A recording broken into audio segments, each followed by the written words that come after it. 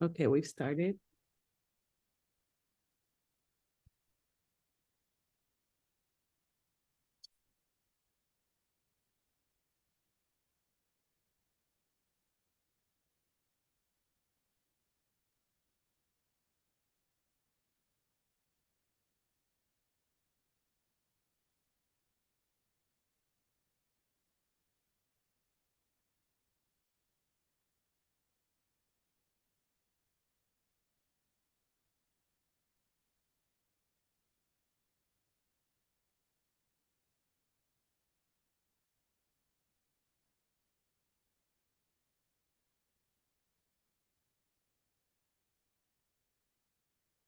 Hello, good morning, good afternoon to our colleagues that are joining.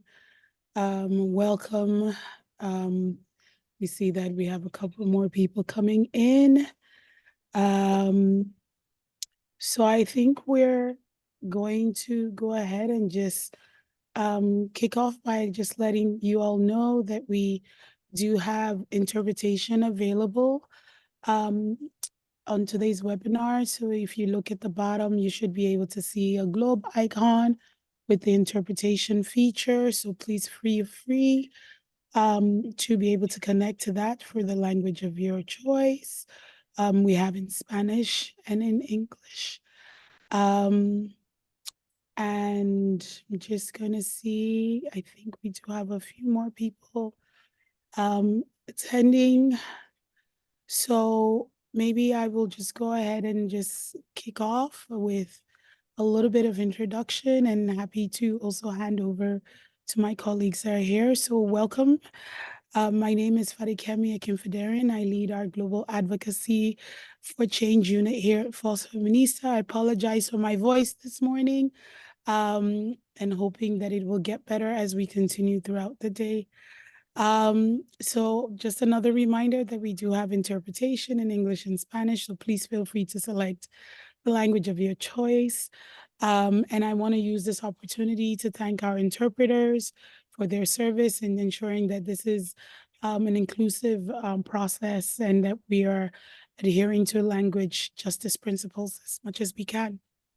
For many of you that might not know Fòs Feminista, I just want to do a really quick introduction. Fòs Feminista is a global alliance with over 250 activists, coalition movements, and organizations that work across 40 countries to advance sexual and reproductive health, rights, and justice for women, girls, and gender diverse people through a feminist and intersectional lens.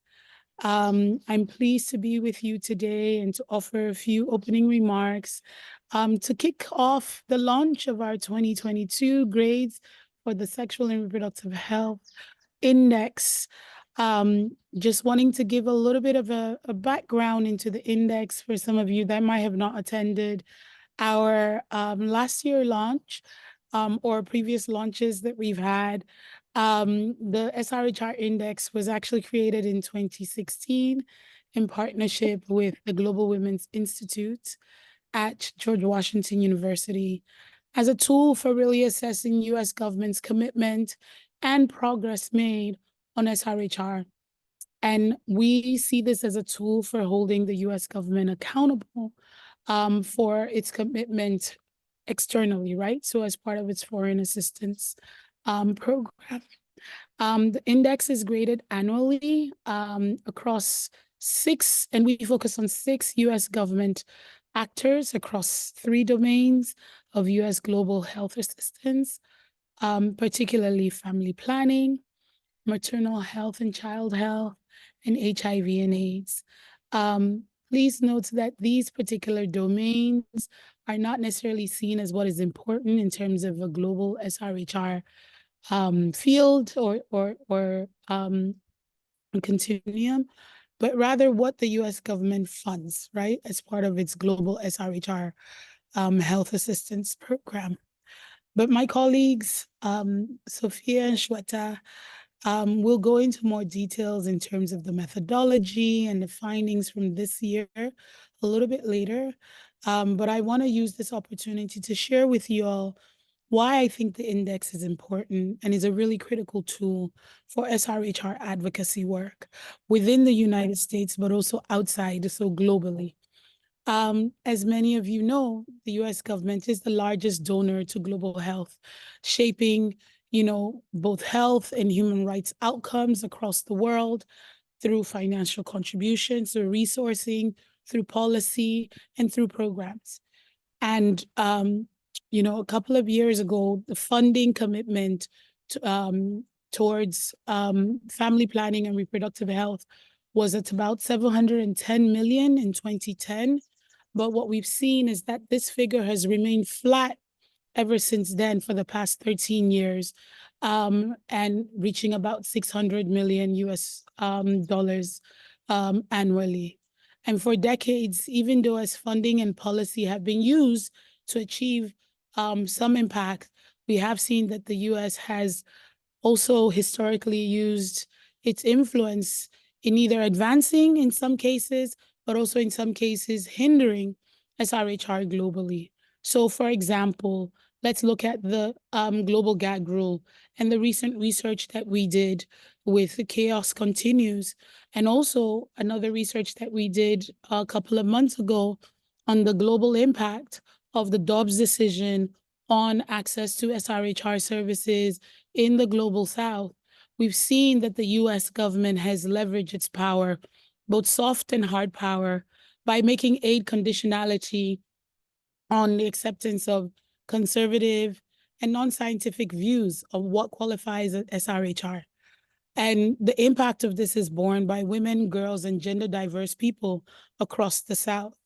And it is not accidental that the effect of these policies actually have a negative effect on poor, brown, Black, Indigenous peoples from the global South.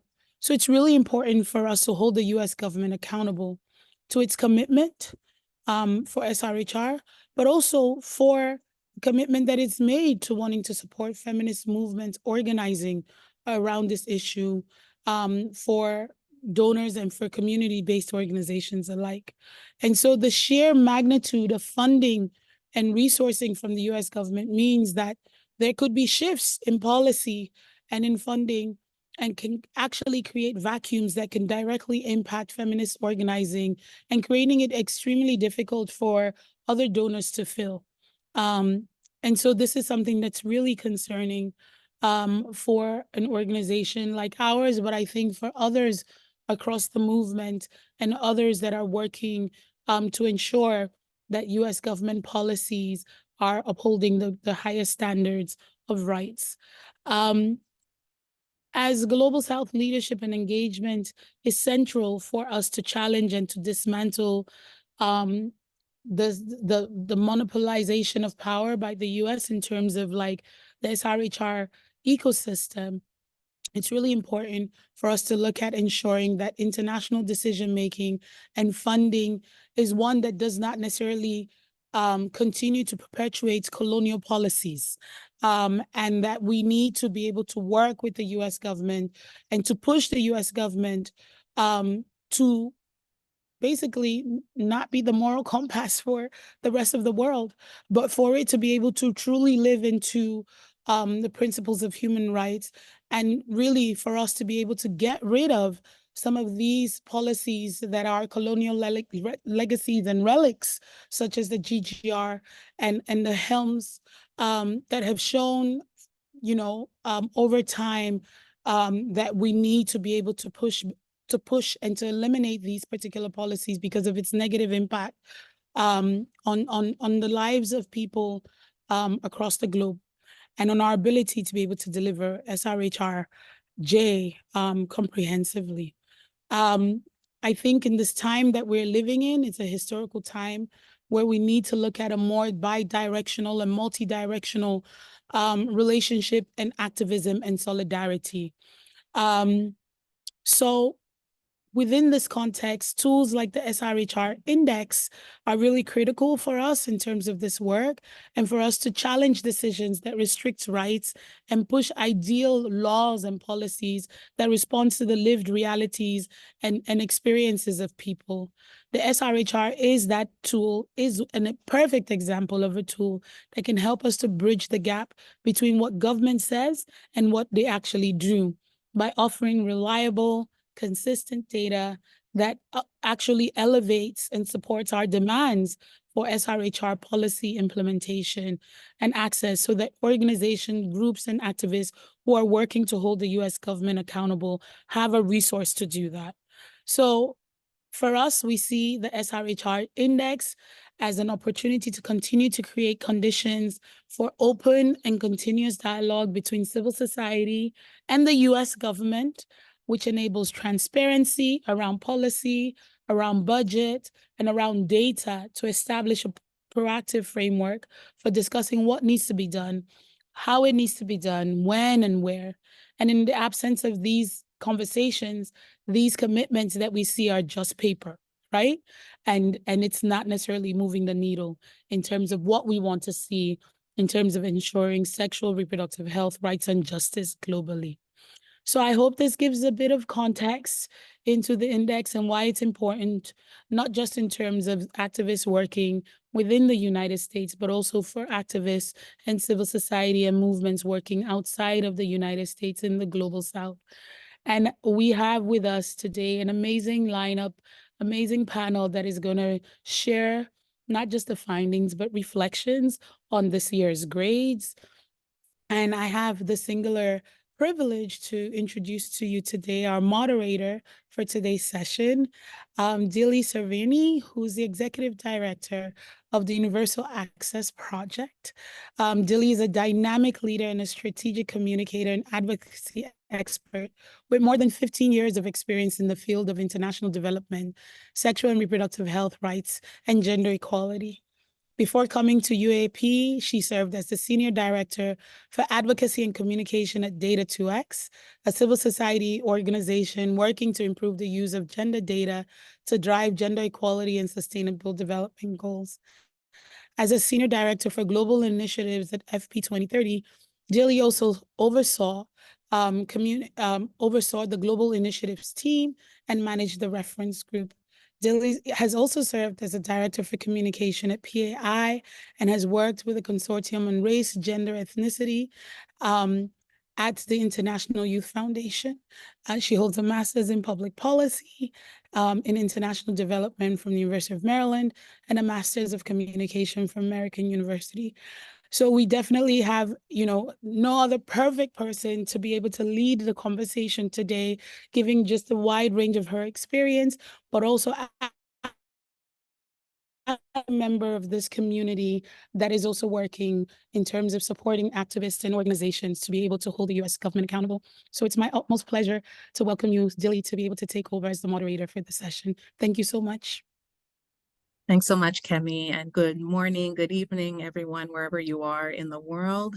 Thanks so much, Kemi, for introducing us and teeing us up for an exciting conversation. Thanks to our panelists and to everyone for joining us. As Kemi mentioned, I'm Dilly Severin, Executive Director of the Universal Access Project at the UN Foundation. And briefly, Kemi really invoked the global context.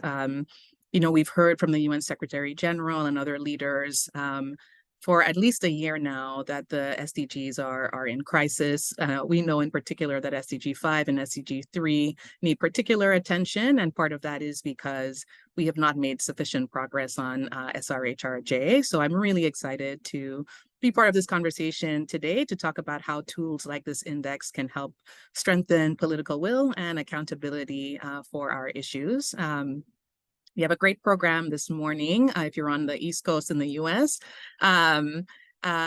In terms of our flow today, we will have a quick overview of the index itself, including its methodology and more from our Fòs Feminista policy and research team.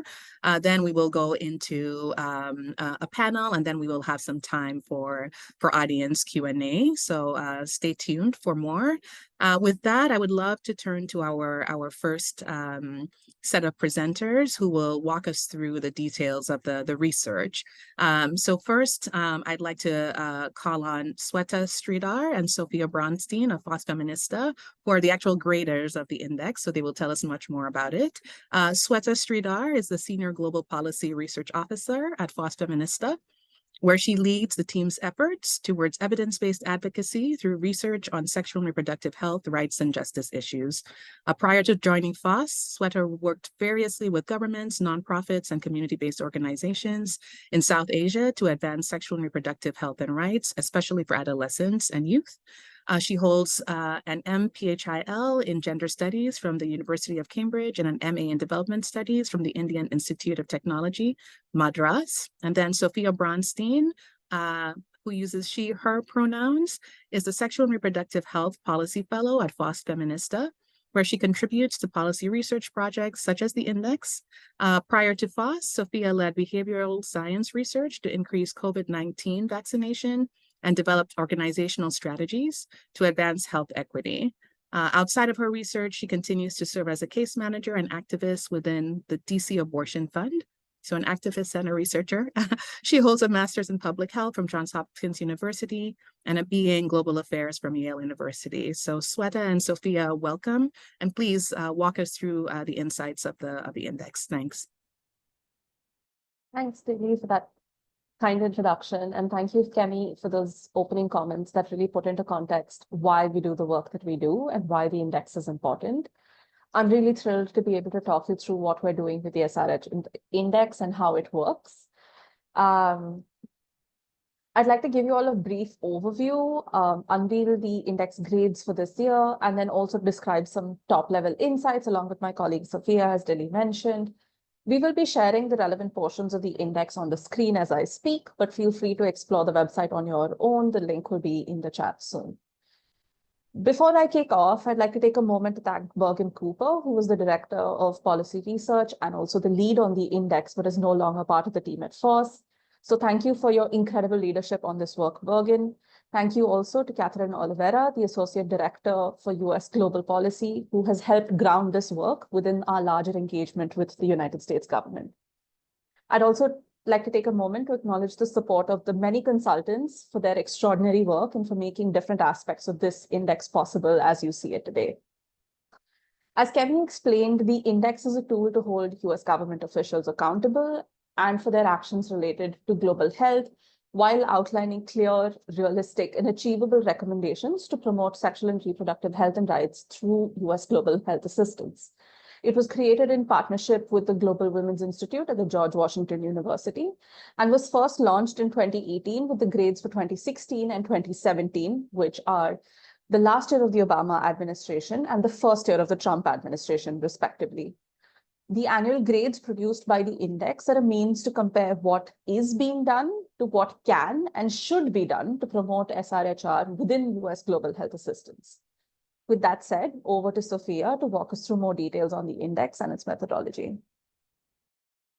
Thank you, Shweta. Hi, my name is Sophia Bronstein, and I'm the Sexual and Reproductive Health Policy Fellow with Fòs Feminista. So the SRHR Index evaluates the performance of 6 actors working in US global health assistance.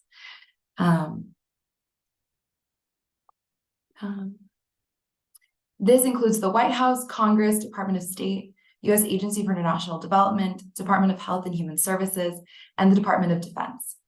We chose these actors because of their prominent role in global health assistance. For each actor, we grade them only in the domains in which they work: family planning, maternal and child health, and/or HIV and AIDS. Some actors, like the White House, work in all 3 domains, while others, like the Department of Defense, only work within 1 domain. We chose these domains because they represent the core funding streams of US global health assistance, and because they mirror the silos in which the US government structures its global health programs. These selected domains should not be interpreted as what is important in global SRHR, but rather what is funded in US global health assistance. Each actor is scored on the actions and funding decisions that are within their control and legal ability. That means for the White House, we are scoring executive orders, presidential memoranda, and whole government strategies or reports that were issued or edited during that year, as well as legislation that was signed or vetoed by the president during that year. We also score the president's proposed budget amounts for family planning, maternal and child health, and HIV and AIDS. Agencies are a bit different.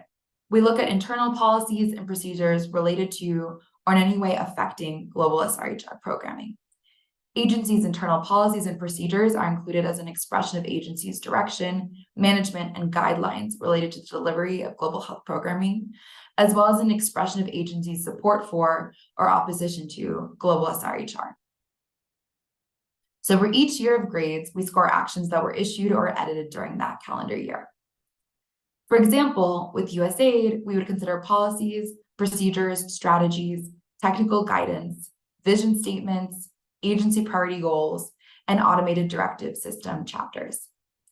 With regard to the budget analysis for agencies, we calculate whether US global health funds are spent in countries with the highest need.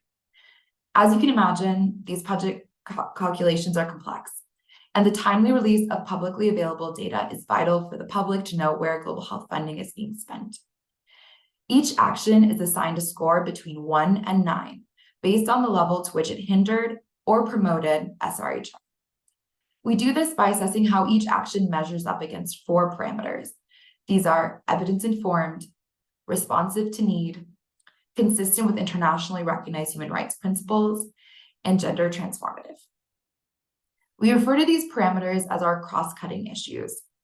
By using these cross-cutting issues, we can look beyond the criteria of the categories of family planning, maternal and child health, and HIV and AIDS to make sure that each action from the US government addresses all of SRHR.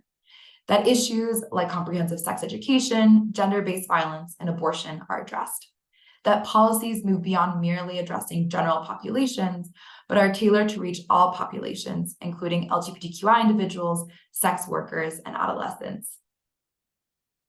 But to understand what these scores and these parameters really mean, we need to read the rationale statements. For each action we grade, we write a rationale, like the one here, that explains how that action either promoted or hindered SRHR and earned the score that it did. To review, all actors receive a grade for each domain in which they do relevant work. In addition, the US government receives an overall grade for each domain and a final composite grade for SRHR in US global health assistance. As Kemi said earlier, the US government has a duty towards accountability for the decisions it makes. And when it comes to decisions about global health spending and policies that impact the health and rights of people around the world, it is critical that civil society knows and understands funding levels and policies related to global health. Without this knowledge, we cannot effectively hold the US government accountable.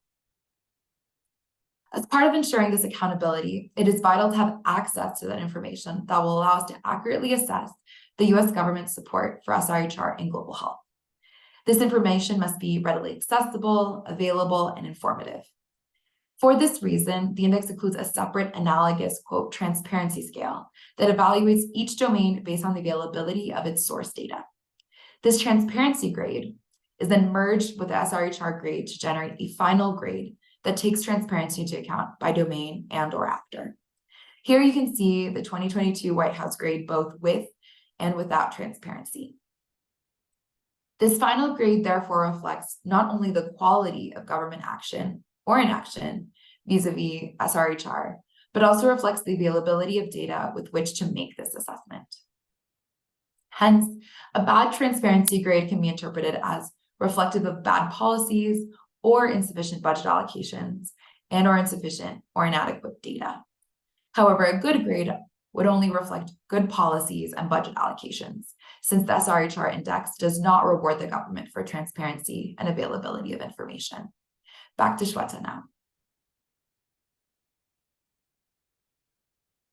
While we're on the topic of having access to information, I'd like to talk about the SRHR Index Library.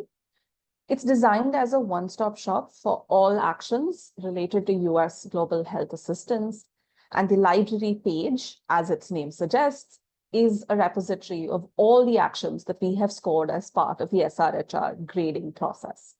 This not only includes actions from 2016 until 2022, but also actions that form the baseline for US global health assistance policy, going as far back as the Foreign Assistance Act of 1961.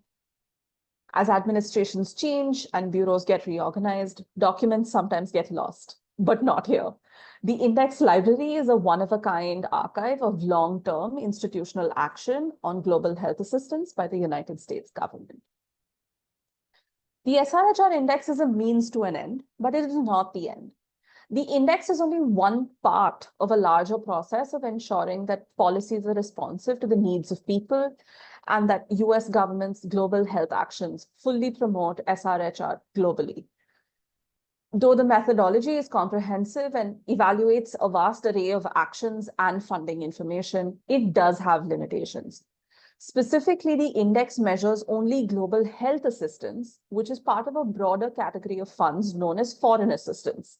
The index is not designed to grade rhetoric, such as social media posts or unofficial speeches by government actors. Second, the index only evaluates official policies that are issued by US government actors and global health funding that is allocated for SRHR. The index does not evaluate the efficacy or success of US-funded global health programs. Having said that, what you're looking at now are the grades from 2016 to 2022. You can see whether a grade went up in green, where it went down in red, or where it stayed the same in yellow. Overall, you can see that the grade has increased from a C+ in 2021 to a B- in 2022, which marks the second year of the Biden-Harris administration. For some context, the US government's overall SRHR grade increased from a C- in 2020, which was the last year of the Trump administration, to a C+ in 2021 when Biden assumed presidency. So the rise in grades in 2022 can be read as agencies integrating the directives of the Biden-Harris administration into their work. However, many other actors' grades stayed the same or even went down in some domains in 2022. So for instance, while Congress and the Department of Defense stayed the same at B+ and D respectively, the Department of State score fell from a D in 2021 to a D- in 2022. You can find this information on the SRHR Index website, and you can also see how actors and domains changed. The grades for actors and domains change using the year-over-year page on the index website. Back to you, Sophia. One thing you might have immediately noticed is that HIV and AIDS is the highest graded domain across all years and administrations. The consistently high grades in this domain are largely due to the high levels of funding budgeted and appropriated by the White House and Congress, and high levels of responsiveness to need and disbursement of these funds by USAID and the State Department. In addition to high levels of funding, the HIV and AIDS domain grades remain higher due to the provision of critical SRHR guidance and documents released by PEPFAR, including the annual Country Operational Plan Guidance, or COP guidance, which are largely based in evidence and human rights, as well as being responsive to need and gender accommodating. The SRHR index grades within the HIV and AIDS domain demonstrate that unlike the other domains, HIV and AIDS actions and funding have largely been insulated from some of the dramatic changes in funding and policies across administrations. On the other hand, you will not see similar trends in the domain of family planning. Our look at the budget trends show that financial requests and allocations to support family planning continue to be insufficient, despite a renewed commitment to the UNFPA. We would expect to see the budgetary requirements for international family planning to increase in the next year. One of the strengths of the index is that it helps us capture how expansive and central SRHR is as an issue. For example, you will notice that we have graded some actions that seem unrelated to SRHR at first glance, but of course they are. For example, in 2022, USAID released a climate strategy for 2022 through 2023, or 2030, which outlined a framework for a whole of agency approach to advance equitable and ambitious actions to confront the climate crisis via targeted direct action and systems change.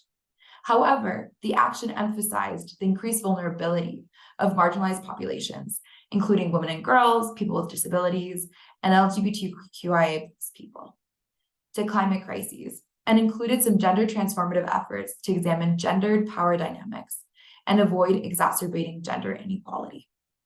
This made the action responsive to need and based in the latest evidence on the impacts that climate change has on SRHR. This was a step up from 2021, where actions on climate change did not include any mentions of SRHR as a cross-cutting issue. Despite this broad mandate, actors are only graded on what is in their control.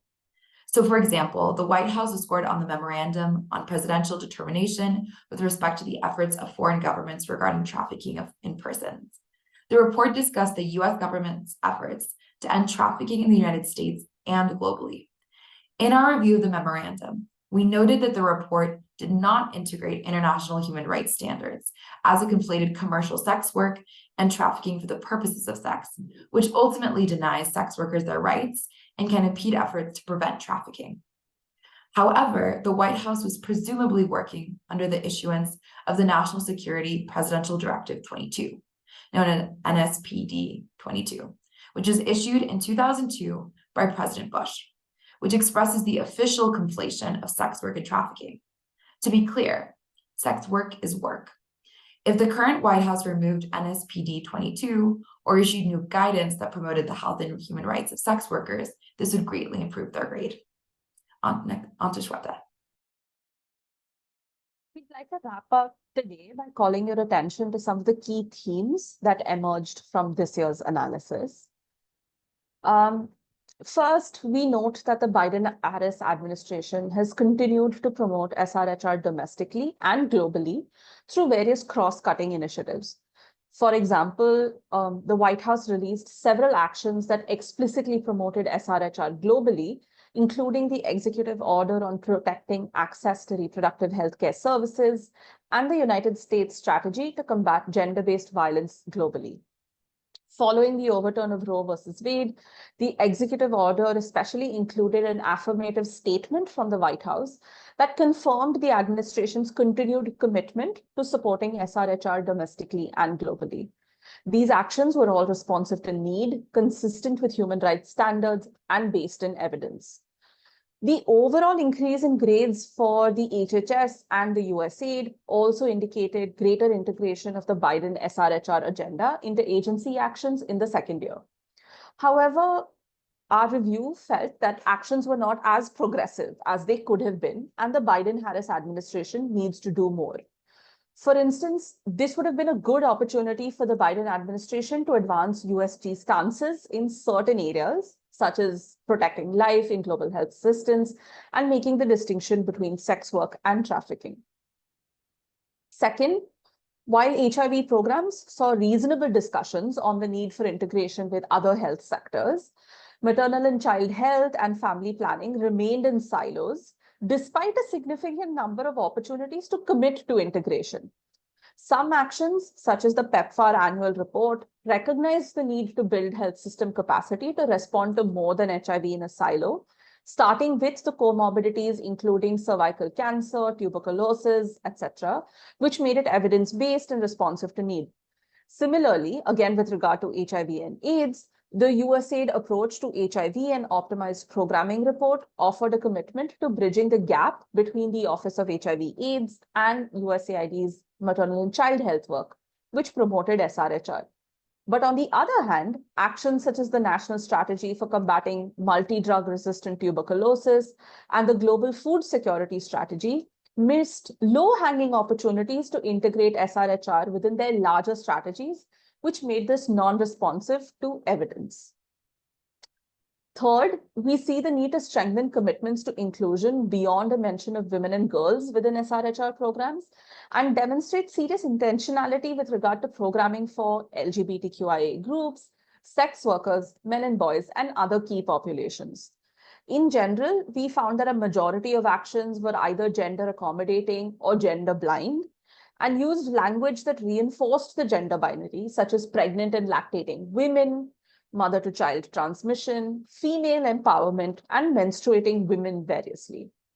However, again, the PEPFAR annual report was strong in its commitment to inclusion and recognized the various key populations, and I quote, including the LGBTQI community, people who use drugs, sex workers, racial and ethnic minorities, and women and girls to have equitable access to quality HIV prevention and treatment services.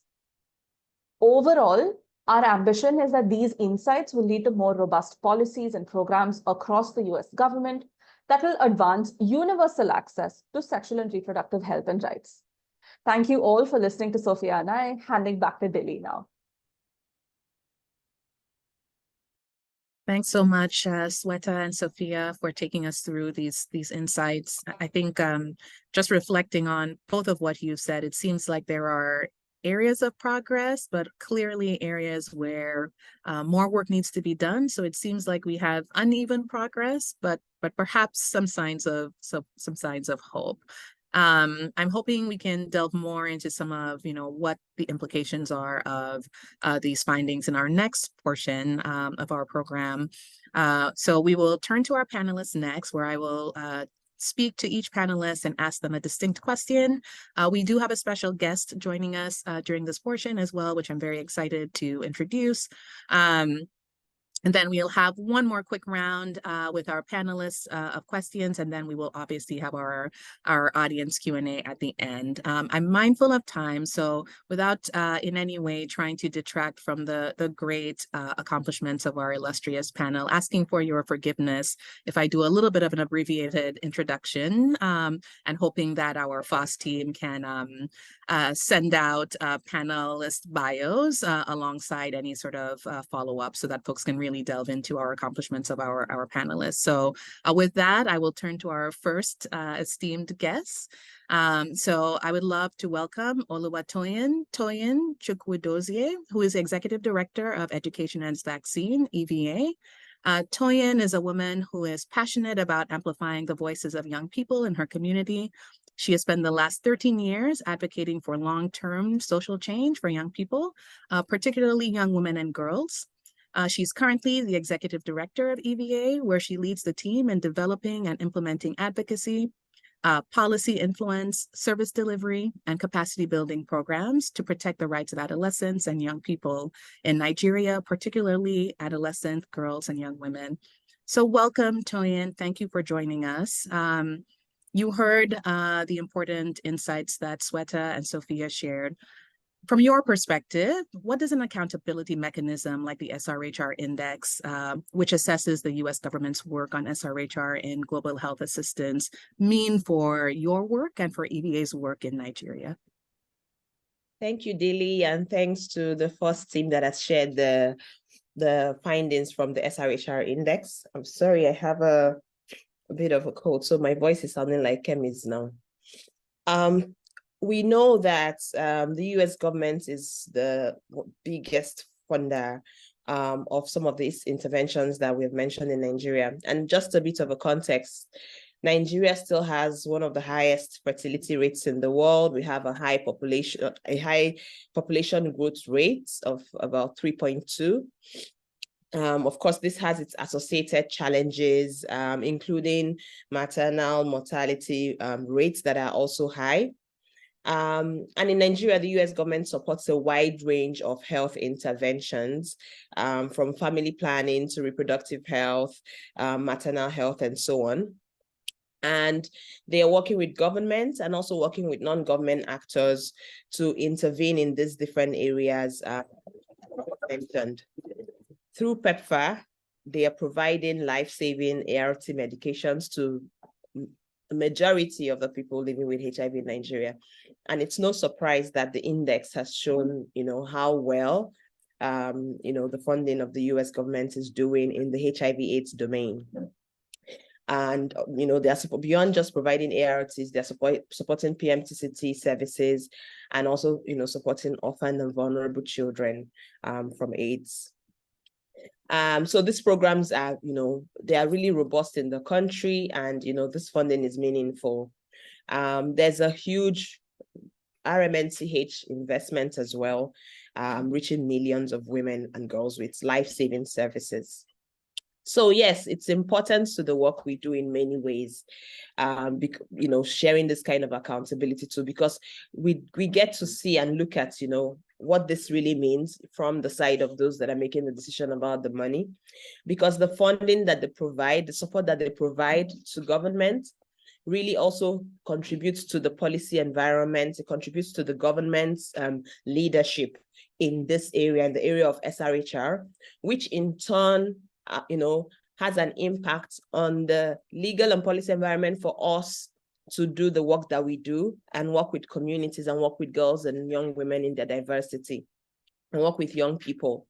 So we know that, having and looking at this too from a civil society perspective, it just gives us an idea of, okay, this is really the reason why some things are going the way they are going, especially when, from implementers' perspective, you might not even understand what's happening at that top level.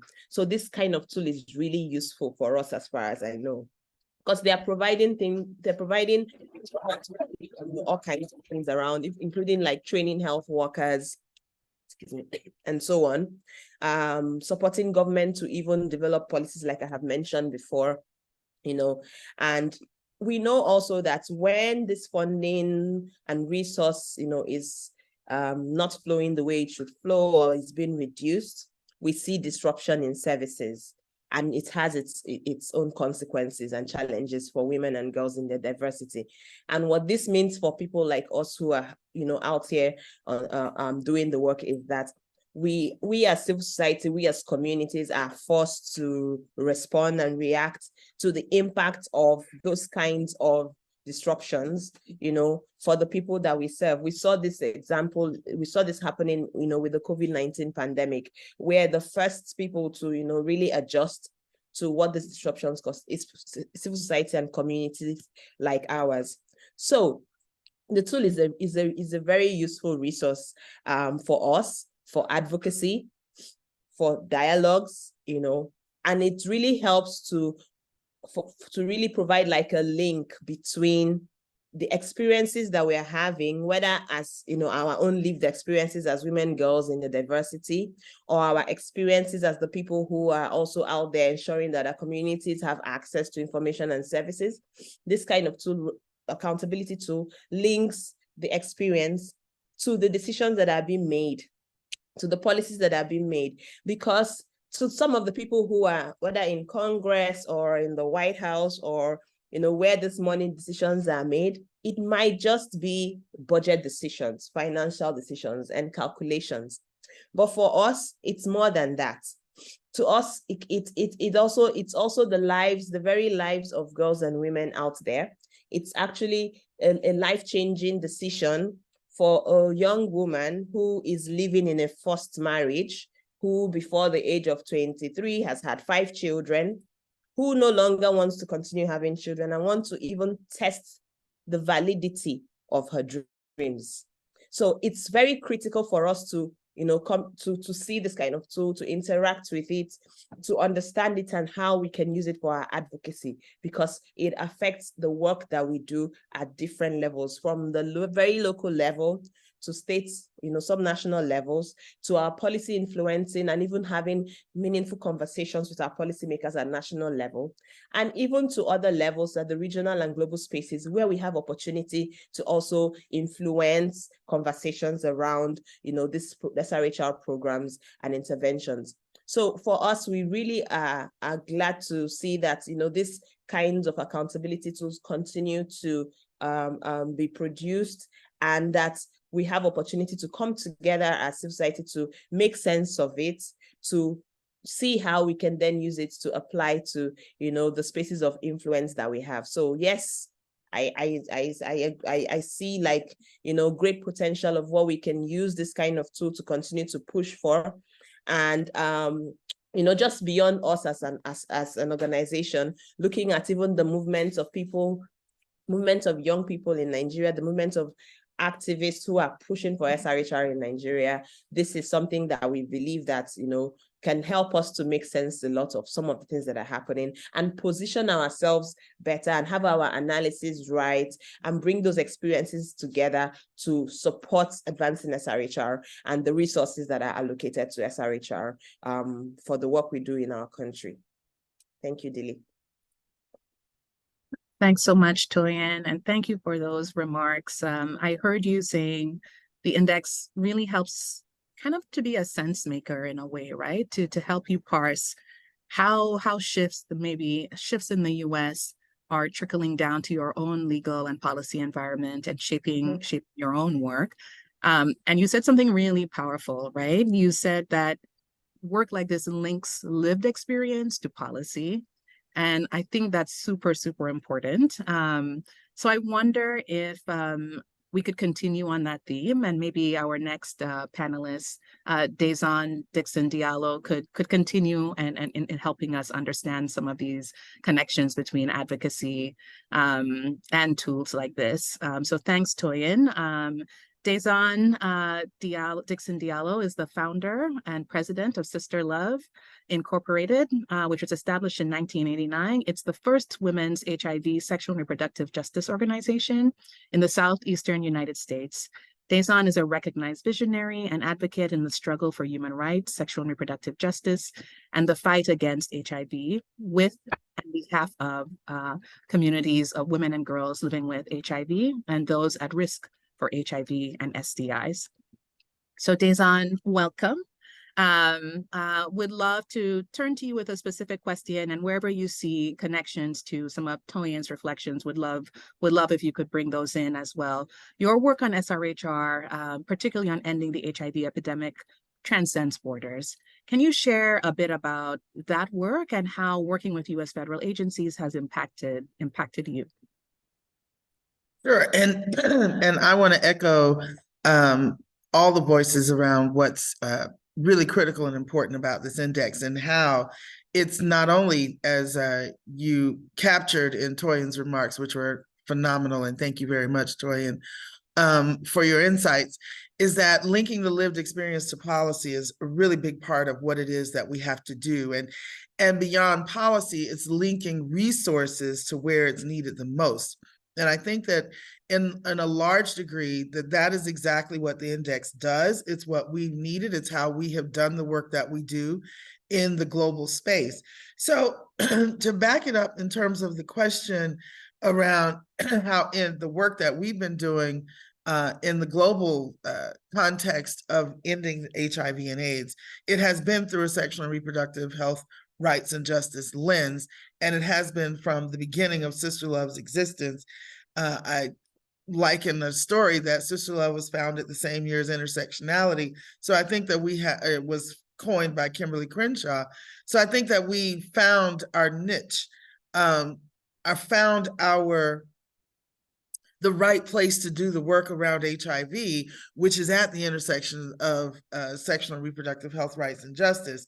And that has been challenging in the context of what we found, and I think some of that's coming through in the index, but what we found in terms of how siloed a lot of the resources that are coming from the US are, whether they're siloed in terms of the sources, in terms of the different departments or the agencies within those departments and our relationships to some agencies versus other agencies that may or may not see the intersections of the work that we have to do, for example, with gender-based violence or with economic empowerment, or with, as has already been discussed, climate change, or with housing, or in particularly with leisure, pleasure, and joy. That there are things that improving health also must improve quality of life.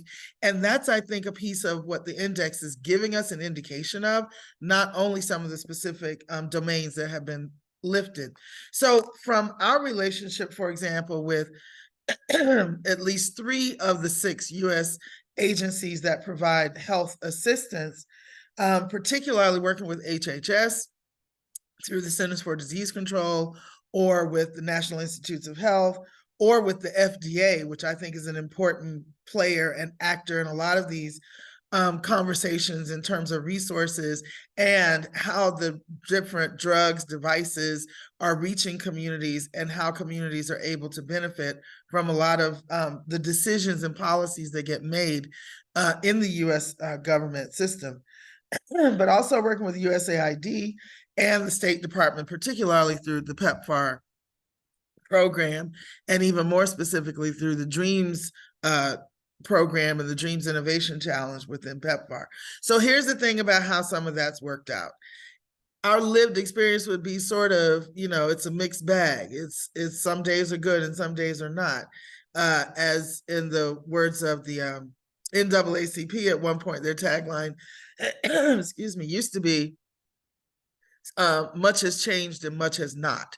And so in the context of integrating and intersecting family planning with maternal health, with not just HIV, but with overall sexual health, including sexually transmitted infections that are both viral as well as bacterial, that these siloed approaches have actually hamstrung a lot of the work that we should be able to do with HIV, because the intersections of those other issues show up in the lived experiences of the folks that we deal with, live with, work with, and care about every day in our work on the ground in community. The idea that we have F's across the board out of I think it's out of the State Department is not missing on the fact that it becomes the State Department that is responsible for giving a lot of the monitoring around the global gag rule, for example, and how temporary and how ineffective that can be, simply because it changes almost with every administration. And that then creates a lot of confusion on the ground. The resources that are needed to combat with that confusion, to do the education, usually fall short or stop short before actually reaching into the community. And that's where I think you see the low scores are coming in through the index, is that where there is less community engagement, where there is less community involvement, where there is less utilization and embracing of the lived experience as the data that's needed to go to take the resources and go where the needs are the greatest, I think are a part of the way the index is telling the story. I think one of the good examples I can give is we were initially funded by one of the first times the CDC and the USAID ever came together with one grant specifically around HIV. This is back in '99, early 2000s. And it was an amazing opportunity to do twinning, to take an organization in the US and connect with an organization in the global South that is of similar practice, similar population, so forth and so on. Of the 4 programs, we were the only ones based in Africa. And that's because we had built a relationship with Prudence Mabelli and the Positive Women's Network. That program went fine. It went great. We got a subsequent capacity building body of funding to do work with community organizations in the rural sector as a part of that. And then comes PEPFAR. And PEPFAR ends all of the cooperative agreements 3 years into the 5 years, which cut us off at the knees. Because now what we were doing in terms of building with the organizations and the communities that have been doing the frontline work, that have been filling in the gaps where even their local governments and national health departments were not responding and not responsive in a way that was addressing the intersections. PEPFAR comes in, takes all of that, sets a new priority within which communities that were directly funded before no longer fit the paradigm or the frame. So that challenged us in terms of what we were able to do and how we were able to do that work with regard to integrating HIV and sexual and reproductive health on the ground with organizations that were women-led. Because even in the context of women-led organizations and HIV, women-led organizations were getting the least attention and least resources. Fast forward that to after DREAMS is developed, after DREAMS becomes the major funding source for addressing adolescent girls and young women in sub-Saharan Africa in particular, there was an opportunity for us to re-engage in a way that now the work that we were actually doing on the ground with women's empowerment, with sexual positivity, and connecting that to economic opportunity, to ending gender-based violence, to addressing some of the other key factors that were either increasing the vulnerabilities for adolescent girls and young women, or were hindering access to healthcare for those who are living with HIV and engaging in sexual and reproductive health services. That opportunity opened up a different relationship, not only with PEPFAR and the State Department, but because of the work that we were doing, also with the CDC, also with USAID, also with other players and practitioners like HRSA on the ground in the country where we practice the most, which is in South Africa. Then we have the opportunity to talk about how do we bring this together for Black women in the US, for Black women who are living wherever we are on the planet and experiencing the due burden and the disparity in the burden of HIV and AIDS, no matter what our population representation is. And so we developed an initiative called Women Now. It has been a summit. And here's the thing, whether we had direct funding from PEPFAR, we never had, or whether we had resource support from PEPFAR, we have consistently been able to use our own approach, our own paradigms, our own frameworks for how we hold conversations, for how we're learning from each other, how we're building better resources on the ground, and how we're strengthening relationships in ways that we can also hold our government partners, especially US government partners, accountable, like through community-led monitoring, which is an on-the-ground version, if you will, of what Fòs has done with the SRHR index, where we're able to critically look at how monitoring at the community level, how the funds are spent once they're arriving, and what's changing and what's not, who's included, who's not, where the key populations or the women, the adolescent girls and young women or youth are actually being addressed or even centered in all of this are big questions. So to close out this mixed bag of the relationship with US government funding on the ground, from whether it's stifling speech in a lot of ways in some different context of the history of the index, or at a point where we have overt support and full-throated engagement with building community work the way we need to, has actually turned, I think, into a different way of relating with these resources. Recently, we were organizing for a meeting that, for all of its different bureaucracies and reasons, PEPFAR no longer would fund the actual initiative, but made every effort to use all of the DREAMS offices to get the DREAMS ambassadors to the meeting and sponsored and supported them in that way, which essentially would have been what we could have done with scholarship funding. So it doesn't matter. I think that's what we have to embrace in this one, is that it doesn't matter at the end of the day, in some instances, how we are relating with that resource from the US government, whether it's an actual funding in actual cash dollars, if you will, in grants or in cooperative agreements or other arrangements, or if it's in partnership and in relationship. There are different ways that we need to acknowledge that. And I think that that becomes a part of the index in the future, is how specifically that community-led monitoring and those lived experiences are not only making those connections to policy, but are also making connections to the change and the shifts that happen within these governmental agencies.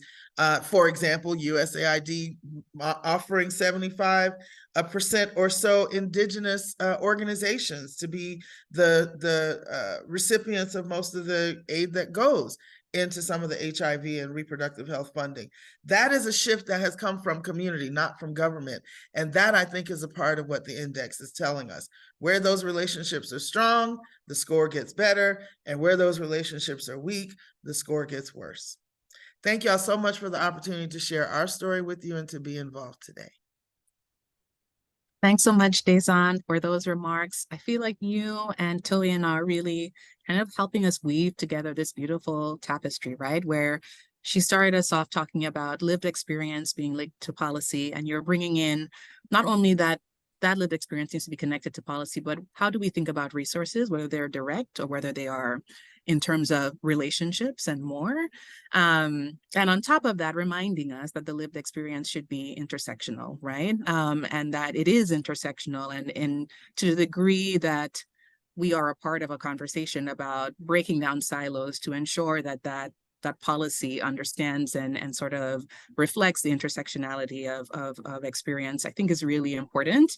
You also are reminding us about community engagement and leadership and activism, and how that is a part of this conversation and hopefully can be reflected even further in iterations of the index, but any tools that are intended to drive accountability. So just thank you for those reflections to both of you. Really, really appreciate it.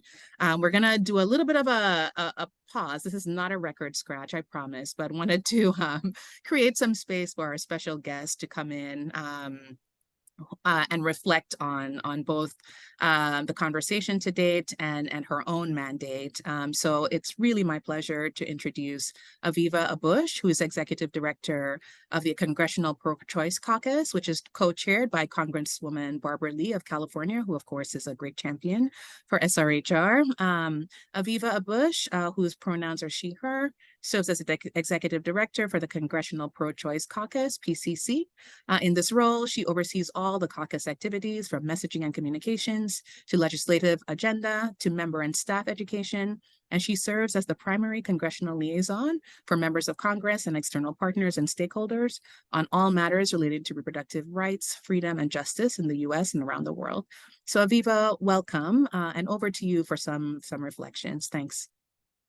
Thank you so much for that kind introduction. And it really is such an honor to join you today on behalf of my boss, Congresswoman Barbara Lee, who serves as co-chair of the Congressional Pro-Choice Caucus. She wishes she could be here herself this morning as her understudy. Hopefully, I will do her just the slightest bit of justice today. But to Kat, Bergen, the entire team at Fòs Feminista, to all the amazing panelists who have shared your lived experiences, on behalf of my boss, Congresswoman Lee, and the Pro-Choice Caucus, thank you so much for your expertise and dedication, for consistently, tirelessly speaking out for sexual and reproductive health and rights in communities around the world, and for holding Congress and our government partners accountable for our commitments.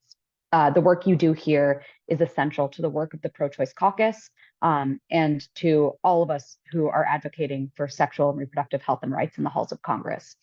The US, with our global partners, has made considerable progress in advancing SRHR, maternal health, gender equity, and looking down at this index, it is encouraging to see so much green and so many examples of progress on issues that my boss has spent her career fighting for. Progress in combating HIV/AIDS, expanding family planning, and protecting maternal and child health. But obviously, we are all here because there's more work to be done. As this index illustrates so well, US actors and US dollars carry enormous weight and responsibility. Our SRHR funds help provide family planning counseling, train healthcare workers, expand STI screening and treatment, and other critical activities for millions of people, leading to thousands of maternal deaths and millions of unsafe abortions prevented. And Congresswoman Lee is proud to be not only the co-chair of the Pro-Choice Caucus, but also the top Democrat on the Appropriations Subcommittee on State Foreign Operations and related programs. And as such, she's proud to do the work she does each day, overseeing the foreign assistance budget for the single largest funder of global reproductive health anywhere in the world, and to bring those insights gained from that work into her leadership of the Pro-Choice Caucus. Time and again, in her work and in mine, we've witnessed the consequences of a US foreign policy that fails to live up to our SRHR commitments, keeping critical health resources out of reach for those our foreign assistance dollars are meant to help. Every day, we see the consequences of a foreign policy in the shadow of the disastrous Helms Amendment, a policy responsible for millions of unsafe abortions and thousands of maternal deaths in the countries it impacts, a policy that forces medical providers to act against their best judgment and that prevents women and families in nations around the world from choosing their own paths and writing their own stories. We also see the harms done by a foreign policy that operates under the constant threat of the global gag rules reinstatement, and a global health infrastructure that will not be truly safe from that harmful policy until its permanent repeal by Congress until we guarantee that American foreign assistance dollars will never be weaponized as a tool of oppression. And we see the disproportionate harms these policies cause to communities of color, LGBTQ+ communities, and people around the world who already face disparities in their access to critical resources. Because SRHR, as we all know, is about more than just healthcare. It's about ensuring communities around the world can write their own stories and determine their own futures. Instead of expanding these efforts to reach more people, extreme actors right here in Congress would threaten and even cut them completely, leaving communities with nowhere to turn for critical services and supplies, stripping people of their right to decide what's best for their bodies and their futures. They baselessly hold PEPFAR funding hostage to further an out-of-touch, anti-choice, anti-freedom agenda. So with all that being said, what comes next? The pro-choice caucus proudly supports legislation that would repeal the shameful Helms Amendment, my boss's bill to eliminate the harmful global gag rule once and for all. We push for full funding for international family planning, UNFPA, maternal and child health, and global health assistance across the board. And we painstakingly, especially in this moment right now, combat the GOP's extreme anti-abortion riders in the state and foreign ops appropriations bill. And on top of that work, Congresswoman Barbara Lee is proud to author or co-author every single piece of HIV/AIDS legislation in Congress, domestic and global, and to lead the bipartisan and bicameral Congressional HIV/AIDS Caucus, which works to expand access to HIV/AIDS treatment and research and achieve an AIDS-free generation. My boss is proud to lead and support these critical legislative initiatives and collaborations, but she and our caucus will not stop there. In addition to our SRHR legislative agenda, the Pro-Choice Caucus and our International Women's Rights Task Force are invested in member and staff education. Our members need to know what our SRHR investments accomplish, why they are so vital, the benefits they inspire around the world, the people that they impact. And we are enormously grateful to all of you at Fòs Feminista for your partnership and your contributions to those efforts in particular. Congresswoman Lee believes that every community our foreign assistance dollars reach deserves the very best of our values. They deserve freedom and dignity, care, and compassion. Our members know that SRHR is more than a line item in our appropriations bills. It's more than a logistical checkmark for US government agencies. It's a lifeline for recipients of US foreign aid. And all of our efforts for our 150 plus members of the Congressional Pro-Choice Caucus, all of them come back to the foundational principle that reproductive freedom is the birthright of every person, regardless of nationality, regardless of income. Congresswoman Lee, the Pro-Choice Caucus, and I are proud to be your partners in the fight for true reproductive freedom for all and an SRHR index full of A+ marks, fingers crossed, for the generations to come. Thank you so much for having me here today. It's an honor to be here on behalf of my boss and appreciate being part of this amazing, phenomenal group of panelists. Thank you so much, Aviva, and thank you to Congresswoman Lee for her constant and steadfast championship on this issue to beat back these harmful policy riders and to ensure that these programs are sufficiently funded. And thank you, of course, for the leadership of the Pro-Choice Caucus on all of these issues. We deeply, deeply are grateful. Thanks also in your remarks and in the reflections on behalf of Congresswoman Lee for kind of bringing us home a little bit in terms of where we're going next on our program today. So you talked about, SRHR being more than healthcare, which I think was really reflected by both of our panelists. You talked about it being a birthright, a freedom, a lifeline. So maybe to wrap this part of our panel, maybe I can ask our panelists each the question, where do you see the most opportunity to promote SRHR in 2024? Thinking about all of these key sort of roles for SRHR, right? How do we use this tool to get to SRHR being in a place where it is really contributing to well-being in a way that Dazon described, right? Linked to leisure, pleasure, and joy, and not just sort of thinking about it from the perspective of sort of negative frame that sometimes we often think about it. So maybe I'll turn to Toyin first, and then Dazon to just sort of reflect on the opportunities to promote SRHR in 2024, and wherever you see opportunities for championship, like Aviva mentioned, also deeply welcome. Thanks. So Toyin, over to you. Thank you, Dilly. So for me, one of the big opportunities is the ICPD at 30 next year. And we all need to really like join forces and, bring our voices together and our energy to pushing for strengthening the commitments by our different governments, especially for us in Africa. We know that we are currently facing a lot of challenges with pushback on SRHRJ, and there's opportunity to actually advance SRHR at the 30th anniversary of the ICPD. For us in Nigeria, our government is really fired up about the ICPD at 30. Like today, I just came from it was the celebration or a commemoration of the Nairobi summit, the 4th anniversary of the Nairobi summit, and I feel the pulse in the room amongst, our government stakeholders, like it's really something to be commemorated. They're using very strong language, as, themes to be discussed in this commemoration of the 4th anniversary of the Nairobi summit.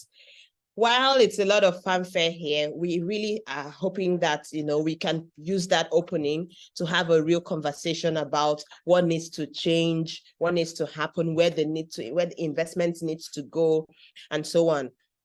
So it's a huge opportunity. We have a new Minister of Health that we are really very proud of, and has a pedigree that supports SRHRJ for us. And in Nigeria, we think, those of us in civil society, we really think that that's a good opportunity.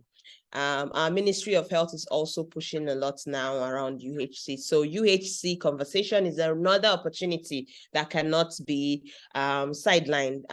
We cannot afford to lose sight of SRHRJ in the UHC agenda. And so at every opportunity that, we have to revisit this, it's important that we continue to push for, advancing within the UHC conversation. And lastly, I would say that for us on the continent, especially in Nigeria, we have a large population of young people, and we know that that's power here in our countries, and they are very keen, if they understand why they need to join a larger movement, or why they need to add their voices to this bigger conversation. But on a personal level, on an individual level, you would find a lot of young people who are keen to, do something positive, for themselves and their communities, especially when it comes to their rights. We have seen this happen a lot in a lot of other kinds of issues in our country, and we believe that there's an opportunity there for a mass organizing of young people in our countries and on our continent that are speaking for SRHR, and not, and not captured by the people who are, changing and twisting narratives around SRHR. So there's an opportunity there, and I think we really need to take advantage of it. Thanks, Dilly. Thanks so much, Toyin, and thanks for reminding us about ICPD Plus 30 and the galvanizing power of our young leaders. Dazon, I know you may be having some power issues, so I'll turn to you quickly for your reflection on opportunities in 2024. Yes, thank you so very much, Dilly. Load shedding is real and painful. So I apologize if I get cut off in mid-sentence, but I could almost actually just say ditto and be done. Toyin, it's not like I have thunder to steal. I just wanted to come also in on the opportunity for us is with ICPD Plus 30 that's coming up next year. But I think truly, truly the opportunity is ours, which is building solidarity. Right now, the greatest, in light of the conversations we're having around access to abortion, how it's advancing in areas where it's not been, where it has been criminalized, where it's not been accessible and available, and in other areas where we thought we were safe, so-called, where we had protections, where we had rights that have been eroded, if not completely taken away, that there are moments and opportunities for us to build solidarity across these common areas, while we're also acknowledging and celebrating the differences and the diversities in the challenges that we're dealing with from region to region and country to country. I'm good with bringing in the stories, and I think what's important here from our perspective as Sister Love, and you asked this question about HIV and SRHR before, ICPD 1994 was critical, we all know that, and we went there understanding the criticalness of it, one, having been a part of the group, or a part of the network with the group by extension that coined reproductive justice in that year, right? And also in the same year that ICPD was happening, we knew that it was time to make sure that the HIV issue was fully embraced as a critical issue for sexual and reproductive health and rights considerations, and deserved to be in the platform of action from ICPD 94 in Cairo. And it didn't make it for all the lobbying that we did. As a matter of fact, I still hold, and I know that there was an apology and all of that was issued to women living with HIV who had gone through horrific sexual and reproductive health nightmares and traumas for not including HIV and not understanding its intersectional relevance at the time in 1994. We're at a different day with UNFPA. We're at a different day with ICPD and its possibilities. And that's because I would still say that not including HIV and AIDS in the 94 declaration set us back at least 25 to 30 years in terms of advancing and being able to center women and girls in the HIV fight from a sexual and reproductive health rights standpoint. So the opportunity is building solidarity. The opportunity is recognizing where we are fighting in the common ground, and bringing that together, especially given that we're also moving into a U.S. election year, that every time we come around in the last several elections, we say this is game changing for the future of the United States. And we can continue to critically say that depending on this election, it does determine whether women and girls, and whether poor people, where people are most vulnerable to climate change, where people are most vulnerable to global trade, unchecked, and other horrors that are happening in the name of capital trade, that by being and building more together, we're able to tackle the SDGs. We're able to use things like the index to say this is happening everywhere and this is how our stories work. So building that solidarity, leaning in to ICPD plus 30 and taking that on, it may be an opportunity where we get to open that document back up, regardless of everything that's happening out here in the geopolitical space and the extremism that's happening from all sides, but to look specifically at how the ICPD, community-led monitoring and accountability structures like the index are bridging to make sure that we're doing a better job of holding the US accountable. There are lots of examples where we can see that the less than dedicated, I don't want to use the word namby-pamby, but that's kind of what it is when we're not standing up as solid for reproductive rights, for reproductive justice, when we're not as loud as a government with our resources as the as the opposition, as the extremists who would rather control, if not destroy, the bodies of Black and brown women and girls around the world, that if we're not that bold, and if we're not holding them to that level of account to fight with and for us, then we're going to need bigger and better boats, if you will. That's a line from the movie, but we're going to need bigger and better resources, whether it's the USG or whether it's even looking in the corporate sector of how we hold more accountability across different sectors, simply because the fight, I want to see and know that the fight is within us as a country as much as it is with us as a community of practice around sexual and reproductive health, rights, and justice. And I thank you all for this Absolutely incredible conversation. Congratulations, Fòs, on another amazing index. And hey, my computer held up. Thank y'all so very much. I'm grateful. Thanks so much, Dazon. I think your computer knew the importance of the close, so she held on for us. So thanks for those reflections, both Toyin and Dazon, for uplifting ICPD plus 30 as an opportunity for solidarity to sort of highlight also the importance of increased resources needed for the movement, and to think generally about what lessons did we learn from the last time that we take forward into this next key moment that can drive us forward. So I think now we're actually going to turn to the audience for Q&A. So I will be monitoring the chat with the help of our Fòs colleagues, but opening it up now to the audience. Thanks again to our amazing panelists, and to Aviva as well, and Congresswoman Lee, who couldn't be here, but her spirit was with us as well. So thanks to all of you. Now to the audience.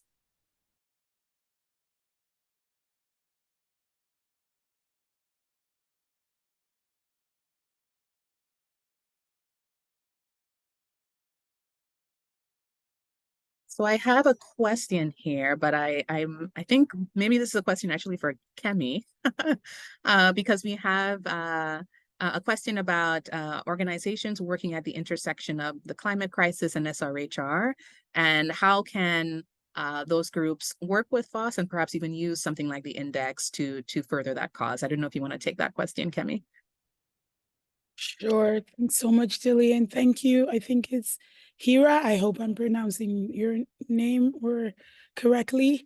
I think as I shared earlier in the beginning, Fòs Feminista is an alliance, and we work in partnerships with multiple organizations, and we'd be interested in connecting with you as well. We do have some partners in Pakistan. And obviously Pakistan is also another country that receives a large amount of resources and funding under the global health assistance from the US government. So we'd be definitely happy to be able to take the conversation forward. And I'm excited that Sweta is on the call, who also supports our partners in the Asia and the Pacific region, and we can be able to make that connection and have further conversations about that. But I see that your hand is also up, and I want to just kind of give you an opportunity to speak. I don't know, Kat, is it possible for Hira to speak?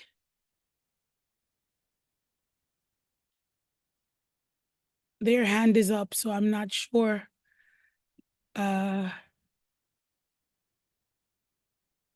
Yes, please go ahead. Hi, can you hear me? Yes, please. Okay, so good morning from New York, and thank you so much for the opportunity. I don't know if you can see me as well, because I don't know if I'm visible, but that's perfect. So my name is Hira Amjad, and I am the founder and executive director of Dastak Foundation. We have been working at the intersection of SRHR and climate crisis for almost 5 years in Pakistan. And I was at the COP, and a couple of fellow partners like APWL, the WECF, recommended that I reach out to Fòs Feminista and talk to you about the work that we are doing.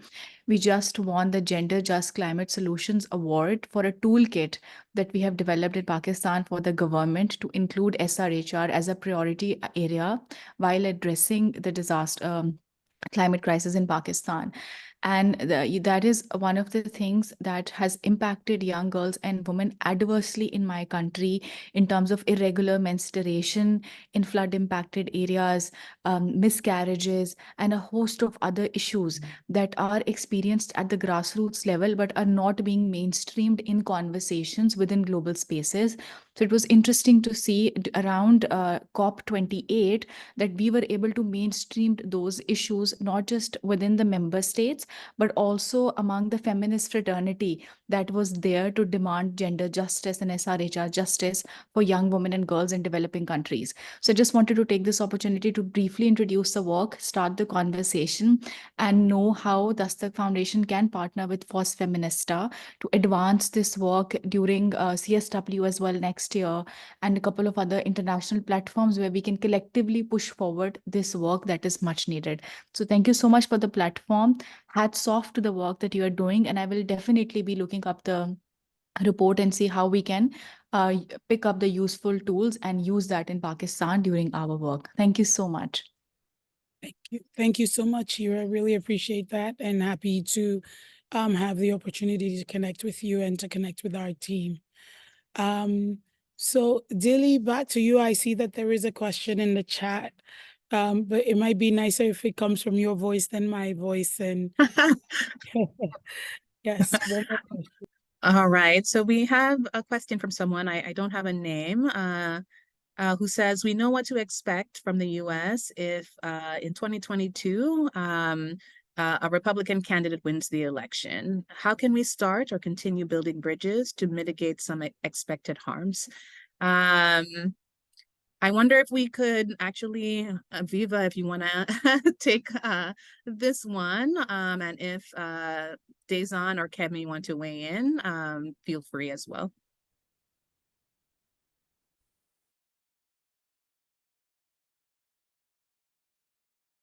I'd like to give the space to Viva. Is she... I'm trying to see if she's still with us. I think she may have dropped off, unfortunately. Okay. All right. Would you like to go first? Well, at the risk of possibly dropping off, only because, oh, great, I'm at 7%. Okay. So yeah, I think first of all, the second part of that question is more important, is that we continue building on what we have been doing, simply because we already know that we're dealing with this inside the United States, and for the voting US population at home and abroad, that we're already in the fight for the life of a democracy that is still under experiment. And what we also know is that the message, whether it's going to be specific about different issues that we all are concerned about, sexual and reproductive health and rights, or LGBTQ issues, the rights of youth, dealing with disability or people with HIV, and all of the different discriminations and stigmas, and then, of course, policies that directly criminalize their lives and their humanity, that what we're really having to do is save a democracy, save who we are and who we want to be. And what we know is that there's this working dichotomy that everybody needs to understand, that in the United States, for Black and Indigenous people, there's this weird way of dealing with the most egregious, the most inhumane experiences that have been codified into law and had to be undone by law based on politics, elections, and appointments of Supreme Court justices, that we still fight for the ideal and the freedom that democracy offers us. And without it, we're dead. Without it, we don't stand a chance. Women don't stand a chance. Black people and brown people and people who are immigrants don't stand a chance, even as the population changes. So the opportunity to deal with the immediate issue around elections, wherever people are, there are expats who have to understand the connections between what's happening on the ground where they're currently living and how their votes back in the United States make a big difference. And the conversation must come from people within those countries, because there is that building of solidarity in terms of how we have to help each other.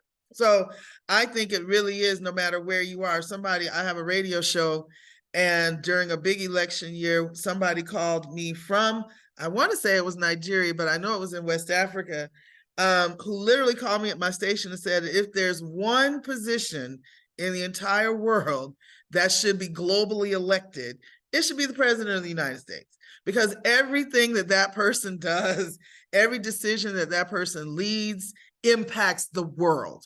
unfortunately, that's where the US sits in terms of its power of and influence. And while I may or may not agree with that just because we ain't opened up all the borders yet, what I do understand is that it is everybody's responsibility to ensure that the United States has the right leadership that we deserve in country as well as around the world. And so all of the other things kind of don't matter if we don't change the outcomes of the elections. Thanks, Dazon. Definitely not a 7% power answer. So thanks for that. Kemi, do you want to wrap us up? Sure. I think, Dazon, your words were extremely inspiration, and I 100% agree with everything that you said. I definitely think a key thing I'm taking away is the issue of solidarity. And I think this has been the question that people have been asking as an organization that is led by the Global South, that primarily works with partners in the Global South. How is it that we're doing and engaging in US accountability? And it's really about bridging and making those connections with organizations, with activists that look like the organizations we support in the South. So we need to continue to work with organizations led by women of color, led by Black women in the United States, and showing that our struggles are interconnected. We are experiencing the same structural injustices. And unfortunately, the US as an entity in itself is a perpetuator of some of these injustices, both at home and abroad. And so the connection, our shared lived reality, even though we are in different territories, are actually quite similar. And so I see this as a two-pronged approach. We need to be able to work with groups in the United States to understand how policies, like, for example, the Dobbs, many people thought that Dobbs didn't have an impact other than in the United States.